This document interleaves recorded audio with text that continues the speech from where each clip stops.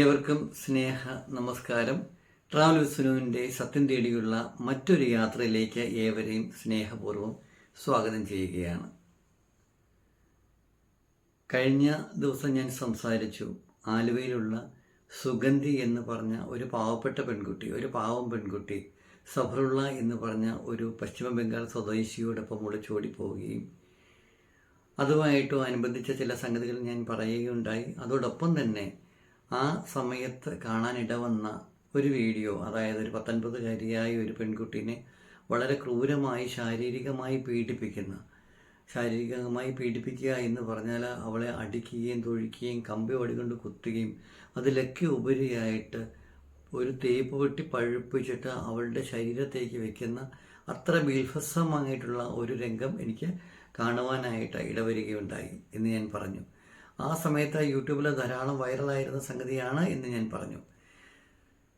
ഈ അന്യസംസ്ഥാന തൊഴിലാളികൾ കേരളത്തിലേക്ക് പണിയെടുക്കാനായി വന്നതിന് ശേഷം ധാരാളം കേരളത്തിലുള്ള പെൺകുട്ടികൾ പ്രണയപരവശരായിട്ട് കാണാൻ മിടുക്കരായിട്ടുള്ള ആസാമിലും ഒറീസയിലും പശ്ചിമ ബംഗാളിലുമൊക്കെയുള്ള കാമുകന്മാരോടൊപ്പം ഒളിച്ചോടി പോവുകയും അവർ നാളിതേക്കും ഇതുവരെ തിരിച്ചു വരാതിരിക്കുകയും ചെയ്ത ധാരാളം കഥകളുണ്ട് നമ്മുടെ കേരളത്തിൽ.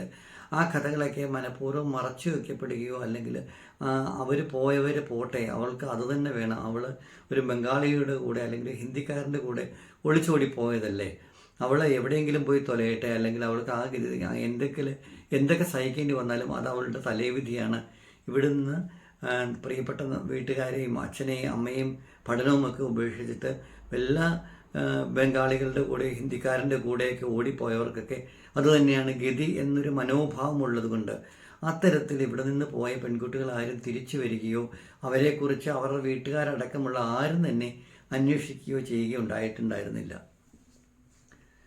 അപ്പോൾ എനിക്ക് ഇങ്ങനെയുള്ള ഒന്ന് രണ്ട് കാര്യങ്ങൾ പല സ്ഥലങ്ങളിൽ നിന്നും പലരെയും പോയ കഥകളും അല്ലെങ്കിൽ അവിടെ ചെന്നിട്ട് ധാരാളമായിട്ട് പീഡിപ്പിക്കപ്പെടുകയും വളരെയേറെ ദേഹോപദ്രവം ഏൽക്കുകയും മറ്റു പല സംഗതികളെക്കുറിച്ചുള്ള ഒരു വിവരം ലഭിച്ചപ്പോൾ എനിക്ക് ചെറിയൊരു ക്യൂരിയോസിറ്റി ഉണ്ടായി. എനിക്ക് ചെറുതായിട്ട് എൻ്റെ ഉള്ളിലെ സത്യാവസ്ഥ അറിയുവാനായിട്ട് ഒന്നറിയണം, അവിടേക്ക് ഒന്ന് പോകണം, കാണണം എന്നുള്ള ഒരു എന്താ പറയുക ഉൾവിളി എൻ്റെ ഉള്ളിൽ ഉണ്ടായി എന്ന് പറയുന്നതായിരിക്കും ശരിയായിട്ടുള്ള വസ്തുത.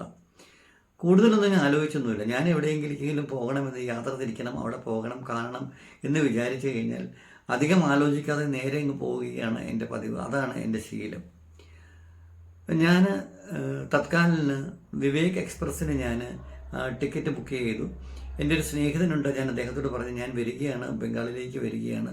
അദ്ദേഹത്തിൻ്റെ സ്ഥലം റായ്ഗഞ്ചിലാണ്. അപ്പോൾ ഞാൻ ചോദിച്ചു എവിടെയാണ് ഞാൻ ഇറങ്ങേണ്ടതെന്ന്.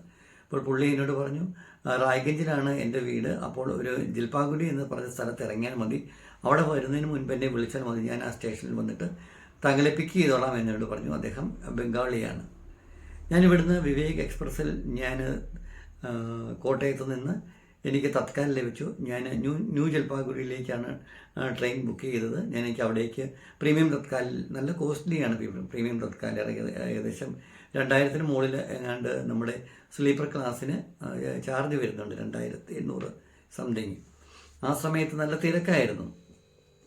ആ ട്രെയിനിലെ തിരക്കിൻ്റെ കഥയും ട്രെയിനിൽ യാത്ര ചെയ്ത കഥയും ഒക്കെ ഒരു മണിക്കൂറുകളോളം പറഞ്ഞാൽ പോലും തീരുകയില്ല. ഇവിടെ നമ്മുടെ വിഷയം ട്രെയിനിൽ യാത്ര ചെയ്തതല്ലല്ലോ. നമ്മുടെ സുഗന്ധി എന്ന് പറഞ്ഞ ആലുവയിലുള്ള ഒരു 19-കാരി ബംഗാളിലേക്ക് പോയിട്ട് അവൾക്ക് എന്ത് സംഭവിച്ചു, അത് ഒന്നാമത്തെ കാര്യം. അതുകൂടാതെ തന്നെ പെരുമ്പാവൂരിൽ നിന്നും തൃപ്പൂണിത്തുറയിൽ നിന്നും വൈറ്റിലയിൽ നിന്നും ഒക്കെ പോയിട്ടുള്ള, വായ്പിനിൽ നിന്നുമൊക്കെ ധാരാളം പെൺകുട്ടികൾ കൽക്കത്തയിലേക്ക് തങ്ങളുടെ പ്രിയപ്പെട്ട കാമുകന്മാരോടൊപ്പം ഒളിച്ചോടിപ്പോയിട്ട് ഇന്ന് വരെ തിരിച്ചു വരാത്തതായിട്ടുള്ള കഥകൾ എനിക്കറിയാമായിരുന്നു.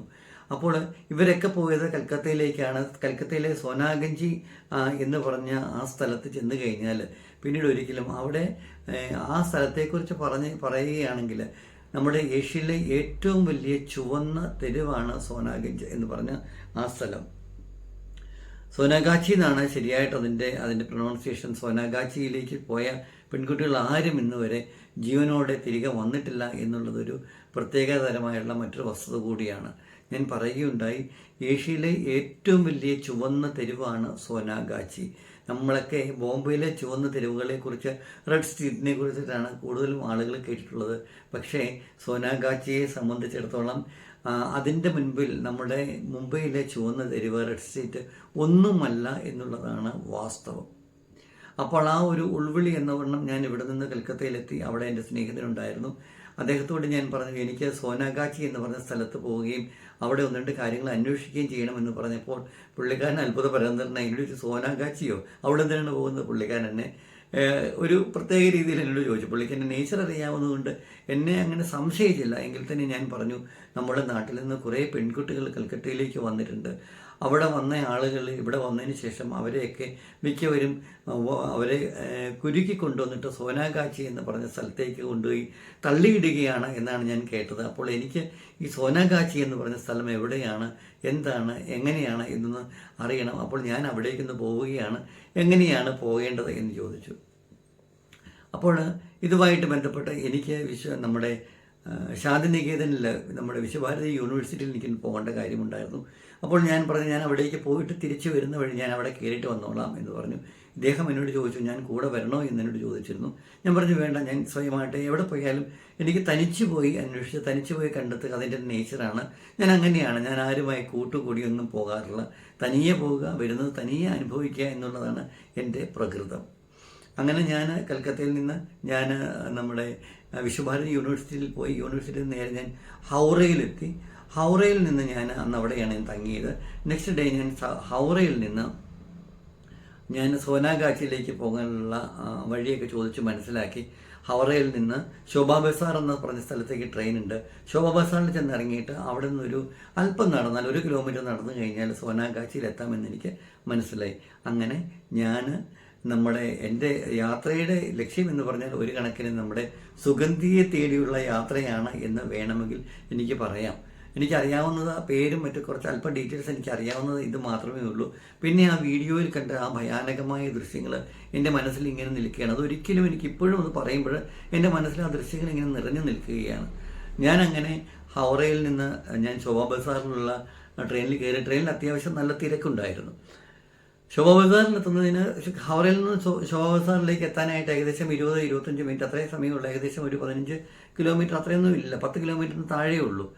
ഞാൻ ലോക്കൽ ട്രെയിനിലാണ്. ഞാൻ അവിടെ ശോഭാ ബസാറിൽ ഇറങ്ങുന്നതിന് കുറച്ച് മുൻപ് ഞാൻ നോക്കിയപ്പോഴേക്കും ഒരു 15 വയസ്സൊക്കെ ഉള്ളൊരു ചെറിയ പെൺകുട്ടി ട്രെയിനിൽ കൂടി ബോഗിക്കുള്ളിൽ കൂടി ഓടുകയാണ്.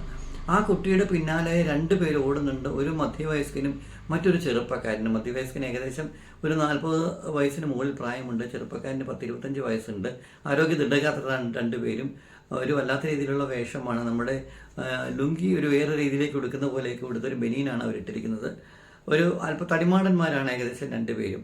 അവരിങ്ങനെ ഓടുന്നത് കണ്ടപ്പോഴത്തേക്കും ഞാൻ നോക്കിയപ്പോഴത്തേനും ഈ പെൺകുട്ടി വെപ്രാളപ്പെട്ട് പേടിച്ചോടുകയാണ്. ആ കൊച്ചുകുട്ടി ഒരു കൊച്ചുകുട്ടിയാണ്, ഒരു കൗമാരക്കാരി എന്ന് വേണമെങ്കിൽ പറയാം. ഒരു 14 വയസ്സൊക്കെ കഷ്ടിച്ച് പ്രായമുള്ളൂ.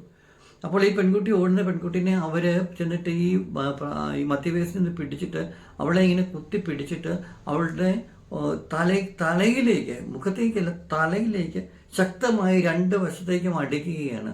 അടിച്ചപ്പോൾ ആ പെൺകുട്ടിയുടെ കടവായി ഇവിടെ മുറിഞ്ഞ് ചോര ഒഴുകി ഇങ്ങനെ വരുന്നുണ്ട്. നമുക്ക് കാണാം, ആൾക്കാരൊക്കെ ഈസി ആയിട്ട് അത് കണ്ടുകൊണ്ട് നിൽക്കുന്നു. എന്നിട്ട് അയാൾ ആ പെൺകുട്ടിയെ പൊക്കിയെടുത്തുകൊണ്ട് ഇങ്ങനെ ഒരു കൈ കൊണ്ട് ഇങ്ങനെ പൊക്കിയെടുത്തുകൊണ്ട് അപ്പുറത്തേക്ക് അങ്ങ് നടന്നു പോകുന്നു. അപ്പോൾ ഞാൻ അടുത്തിരുന്ന ഒരു ആളോട് ചോദിച്ചു, ഇതെന്താണ് സംഭവം, അതെന്താണ് അവർ ആ കൊച്ചിനെ അങ്ങനെ അടിച്ചിട്ട് എടുത്തുകൊണ്ട് പോയത്? അപ്പോൾ അയാൾ പറയുകയാണ്, അവളെ വിൽക്കാൻ കൊണ്ടുപോവുകയാണ്, സോനാഗാച്ചിയിൽ അവളെ വിൽക്കാൻ കൊണ്ടുപോവുകയാണ്, കൊച്ചു പെണ്ണല്ലേ, നല്ല ഡിമാൻഡ് ഉണ്ടെന്ന്. എനിക്കിത് കേട്ടപ്പോൾ നമ്മുടെ നാട്ടിലൊക്കെ കോഴിപ്പൂവിനെയൊക്കെ വിൽക്കാൻ വേണ്ടി നമ്മൾ കൊണ്ടുപോകത്തില്ലേ മാർക്കറ്റിലൊക്കെ, അതുപോലെ ഈ കൊൽക്കത്ത മഹാനഗരത്തിൻ്റെ അടുത്തുള്ളൊരു പ്രദേശത്ത് ഒരു 2 ഗുണ്ടകളെ പോലെയുള്ള ആളുകൾ ഒരു 14 വയസ്സുള്ള പെൺകുട്ടിയെ പിടിച്ചുകൊണ്ട് അവളെ അടിച്ച്, അവളുടെ തലയിലെ അടിച്ച്, അവളുടെ മുഖത്തിൽ കൂടി രക്തം വരുന്നുണ്ട്. അവളെ പൊക്കിയെടുത്ത് ഇങ്ങനെ ഈസി ആയിട്ട് കോരിയെടുത്തുകൊണ്ട് നടന്നു പോകുന്നു. എവിടേക്ക് നടന്നു പോകുന്നു? അപ്പുറത്തുള്ള സോനാഗാച്ചി എന്നുള്ള വേശ്യ തെരുവിലേക്ക് അവളെ വിൽക്കാൻ കൊണ്ടുപോവുകയാണ്. ആർക്കോ കൊടുക്കാനായിട്ട് കൊണ്ടുപോവുകയാണ് ഈ കൊച്ചു പെൺകുട്ടീനെ. അത് ദീദിയുടെ, കൽക്കത്തയിലെ പ്രിയപ്പെട്ട ദീദിയുടെയൊക്കെ സ്ഥലമാണ്. ധാരാളം ആളുകൾക്കൊന്നും യാതൊരു ഭാവഭേദവുമില്ല, ആരും അതൊന്നും ശ്രദ്ധിക്കുന്നതേ ഇല്ല.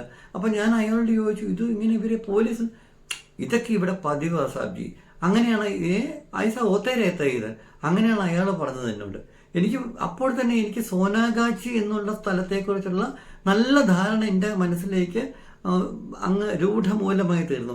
നിങ്ങളിത് പറഞ്ഞാൽ വിശ്വസിക്കുമോ എന്ന് പറയില്ല, ഇത് ശരിയായിട്ട് പറഞ്ഞാൽ വിശ്വസിക്കണം. ഇങ്ങനെയൊരു സംഭവമാണ് ഞാൻ ശോഭാ ബസാറിൽ ഇറങ്ങുന്നതിന് മുമ്പ് എനിക്ക് കാണാനായിട്ടും മനസ്സിലാക്കാനായിട്ടും എനിക്ക് സാധിച്ചത്. ഞാൻ ശോഭാ ബസാറിൽ ട്രെയിൻ ഇറങ്ങി അല്പം മുന്നോട്ട് നടന്നപ്പോൾ നമുക്ക് 1 കിലോമീറ്റർ കുറച്ച് നടന്നാൽ മതി. നടക്കുമ്പോഴത്തേക്കും നമുക്ക് കാണാൻ സാധിക്കും പഴയ നൂറ്റാണ്ടുകൾ പഴക്കമുള്ള പഴയ കെട്ടിടങ്ങളും പഴയ തെരുവുകളും ഒരു വല്ലാത്ത ഗന്ധമുള്ള വല്ലാത്ത തരത്തിലുള്ള ഒരു അറ്റ്മോസ്ഫിയറാണ് ഈ സോനാഗാച്ചിയിലേക്ക് നമ്മൾ നടന്നു പോകുമ്പോൾ നമുക്ക് മനസ്സിലാക്കാനായിട്ട് സാധിക്കുന്നത്. തിരക്കുള്ള തെരുവുകളാണ്, വളരെ തടിച്ച വെളുത്ത മാംസളമായിട്ടുള്ള ഒരു പ്രത്യേക രീതിയിലുള്ള ധാരാളം സ്ത്രീകൾ. അവരുടെ ഏറെക്കുറെ ആളുകളൊക്കെ ഏകദേശം ചുവന്ന കളറിലുള്ള ബ്ലൗസും സാരികളുമാണ് അവരൊക്കെ ഉടുത്തിരുന്നത്. അതൊരു ഗലിയാണ്. അപ്പുറത്തേക്ക് പോയി കഴിഞ്ഞാൽ സോനാഗാച്ചിയുടെ ധാരാളം ഗലികളാണ്, ധാരാളം ആളുകൾ, ധാരാളം പെൺകുട്ടികൾ, വിവിധ പ്രായത്തിലുള്ള 12 വയസ്സ് മുതൽ ഉള്ള 60-65 വയസ്സ് വരെയുള്ള ആളുകൾ മാംസ കച്ചവടത്തിന് വേശ്യാവൃത്തിക്കായിട്ട് വലിയ ധാരാളം ആളുകൾ അവിടെയുണ്ട്. അതാണ് സോനാഗാച്ചി. കാണുമ്പോൾ നമുക്ക് അറപ്പും വെറുപ്പും ഉണ്ടാകുന്ന ഒരു പ്രത്യേകതരം മാനസികാവസ്ഥ നമ്മുടെ ഉള്ളിലേക്ക് നിറയുന്ന തരത്തിലുള്ള ഒരു പ്രത്യേക തരത്തിലുള്ള ഒരു സ്ഥലമാണ് ഈ സോനാഗാച്ചി എന്ന് പറഞ്ഞ സ്ഥലം. ഞാൻ സോനാഗാച്ചിയിലേക്ക് കടന്ന് അല്പം കഴിഞ്ഞപ്പോൾ അപ്പോൾ എനിക്കൊരു ഇത് കിട്ടിയിരുന്നു. അവിടെ നമ്മൾ ആരോടും ചോദിച്ചു കഴിഞ്ഞാൽ അവർക്ക് നമുക്ക് വേണ്ട മാർഗനിർദ്ദേശങ്ങളൊക്കെ അവിടെ വരും. അവിടെ എത്തുന്ന ആളുകളൊക്കെ മാംസനിബദ്ധമായിട്ട് എത്തുന്ന ആളുകളാണ് കൂടുതലായിട്ടുള്ള ആളുകൾ. ഈ ജേർണലിസ്റ്റുകൾ അല്ലെങ്കിൽ അത്തരത്തിലുള്ള ആളുകൾ, റിപ്പോർട്ടർമാർ, അവരെയൊന്നും ഒരിക്കലും അവർ അടുപ്പിക്കുകയില്ല. അങ്ങനെ സംശയം തോന്നിയ ആളുകളെ അവരവിടുന്ന് ദൂരേക്ക് മാറ്റി നിർത്തുകയാണ് ചെയ്യുന്നത്. അങ്ങനെ ഒരു സംസ്കാരമാണ്, അങ്ങനെ ഒരു സ്ഥിതിവിശേഷമാണ് സോനാഗാച്ചിയിലുള്ളത്. അവിടെ പോയിട്ടുള്ളവർക്ക് അല്ലെങ്കിൽ ആ സ്ഥലത്തുകൂടി സഞ്ചരിച്ചിട്ടുള്ളവർക്ക് തീർച്ചയായിട്ടും അത് മനസ്സിലാകാവുന്നതാണ്. ഞാൻ പറഞ്ഞല്ലോ, ഏഷ്യയിലെ ഏറ്റവും വലിയ ചുവന്ന തെരുവിലാണ് ഞാൻ എത്തപ്പെട്ടിരിക്കുന്നത്. സമയം ഉച്ച കഴിഞ്ഞിട്ട് ഒരു 3:45-4 മണി ആകുന്നതേ ഉള്ളൂ. ആ സമയത്താണ് ഞാൻ അവിടെ എത്തിയത്. ഞാനപ്പോൾ അവിടെ ഒരു എന്നെ ഇങ്ങനെ നോക്കുന്നുണ്ടായിരുന്നു. എന്നോട് അയാളൊരു ആംഗ്യ രൂപേണ എന്താണ് എന്ന് ചോദിച്ചപ്പോൾ എനിക്ക് മനസ്സിലായി അവിടുത്തെ ലോക്കലാണ് ആള്. അയാളുടെ ചോദിച്ചു, "आपको ഹിന്ദി മാലുമേ? ഹിന്ദി അറിയാമോ എന്ന് ചോദിച്ചു. ബറാബർ ടീക്ക് ഹിന്ദി പോലെ ക്യാ ചാഹിയേ, എന്താണ് വേണ്ടത്, എന്താണ്, ഏത് രീതിയിലാണ് ഡിമാൻഡ്, എങ്ങനെയാണ് എന്ന് ചോദിച്ചു. അപ്പോൾ ഞാൻ അയാളോട് ചോദിച്ചു, സൗത്ത് ഇന്ത്യൻ, അത്രയും ഞാൻ ചോദിച്ചുള്ളൂ. സൗത്ത് ഇന്ത്യൻ, അച്ഛാ आपको സൗത്ത് ഇന്ത്യൻ चाहिए, സൗത്ത് ഇന്ത്യൻ തമിഴ്, ബംഗ്ല, തെലുങ്കു, കന്നഡ, മലയാളം. അയാൾ ചോദിക്കുകയാണ് ഏതാണ് സൗത്ത് ഇന്ത്യയിൽ നിന്ന് ഏത് വിഭാഗത്തിലുള്ള അതാണ് എൻ്റെ ചോയ്സ് എന്ന്.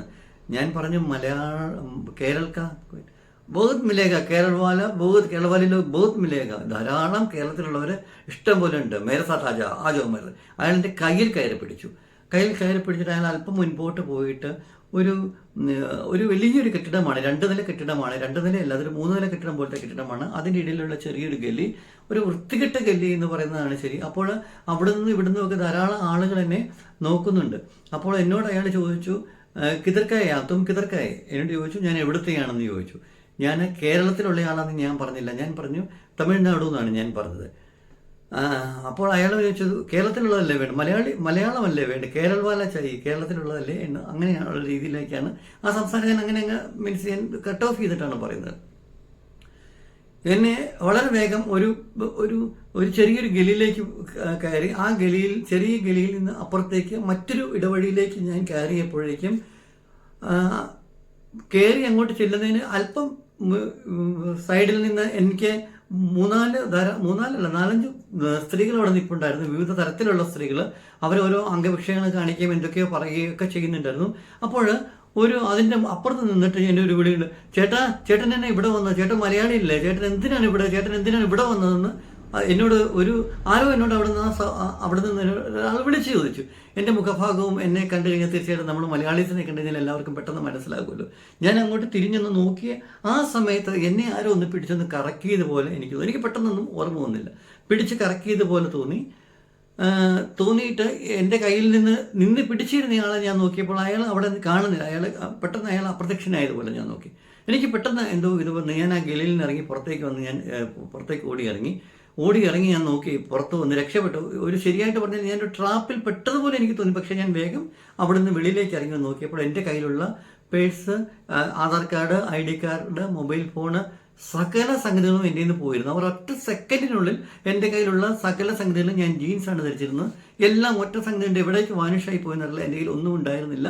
ഭാഗ്യത്തിന് ഒരു 100 രൂപ നോട്ട് എൻ്റെ ജീൻസിൻ്റെ ഇടതുവശത്തെ പോക്കറ്റിൽ ഒരു 100 ഞാൻ എന്തോ എടുത്തിട്ട് ഞാൻ മാറ്റി വെച്ചിരുന്നതാണ് ടവലിൻ്റെ ഒപ്പം. അതെൻ്റെ കയ്യിലുണ്ടായിരുന്നു. ബാക്കി എല്ലാം എനിക്ക്, എൻ്റെ phone, Aadhaar card, ID card, ബാങ്കിലെ ATM കാർഡുകൾ, സകല സംഗതികളും എനിക്ക് പെട്ടെന്ന് തന്നെ എനിക്ക് പോയി. ഞാൻ അവിടെ നിന്നില്ല. ഞാൻ വേഗം തന്നെ സോനാഗാച്ചിയിൽ നിന്ന് പുറത്തേക്ക് വന്നിട്ട് ഞാൻ തപ്പിയൊക്കെ നോക്കി. എനിക്ക് മനസ്സിലായി എൻ്റെ ഇതെല്ലാം പോയെന്നുള്ള കാര്യം. ഞാൻ ഒരു നിമിഷം പോലും ഞാൻ അവിടെ വന്നില്ല. എനിക്കെന്തോ പെട്ടെന്നൊരു അപകടം എനിക്ക് മണത്തു. എനിക്ക് അപകടം എൻ്റെ ഉള്ളിൽ നിന്ന് എനിക്കെന്തോ സംഭവിക്കാൻ പോകുന്നു എന്നുള്ളൊരു പേടി എനിക്കുണ്ടായി. ഞാൻ വളരെ വേഗത്തിൽ ഞാൻ സോനാഗാച്ചിയിൽ നിന്ന് തിരിച്ച് ശോഭാ ബസാർ റെയിൽവേ സ്റ്റേഷനിലേക്ക് എത്തി. അടുത്ത ട്രെയിനിൽ ഞാൻ അവിടെ നിന്ന് കയറി വന്ന് ഹൗറയിൽ വന്ന് ഞാൻ തിരിച്ച് അവിടെ നിന്ന് റായ്ഗഞ്ചിലേക്ക് തിരിച്ച് കയറി വരികയും ചെയ്തു. ഇതാണ് എൻ്റെ സോനാഗാച്ചിയിൽ എനിക്കുള്ള ഉണ്ടായ എക്സ്പീരിയൻസ്. ഞാൻ നമ്മുടെ സുഗന്ധിയെ തേടിപ്പോയി. അതിനുശേഷം ഞാൻ ഒരിക്കലും സോനാഗാച്ചിയിലേക്ക് ഞാൻ പോയില്ല. അന്ന് മാത്രമേ ഞാൻ പോയുള്ളൂ.